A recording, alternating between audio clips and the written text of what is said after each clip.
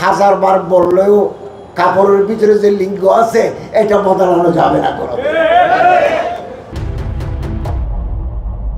অনেকে মনে করেন হিজড়াদেরকে মানুষ ট্রান্সজেন্ডার বলে।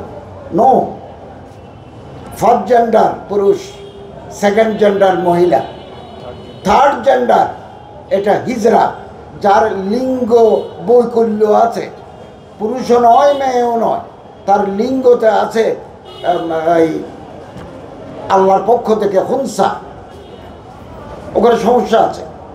এটা আমার ঘরে আপনার ঘরে পয়দা হতে পারে, আমরা তাদের অধিকার নিয়ে সবসময় কথা বলি, এরা আমাদের মতো ভাই, আমাদের মতো বোন।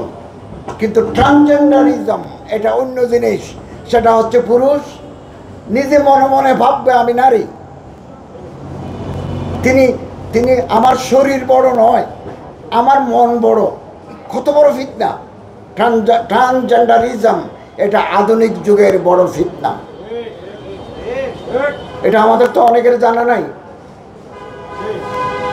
একজন ছেলে, তার লিঙ্গ আছে, তার দাড়ি আছে, সে ইনজেকশন দিই, হরমোন দিই দাড়ি কমায় ফেলবে, গলার কণ্ঠ নারীর মতো হয়ে যাবে, এবং সে শাড়ি পরবে, থ্রি পিস পরবে, টিপ দেবে, হাতে ছুরি দেবে, ঠোঁটে লিপস্টিক দেবে, বলবে আমি নারী।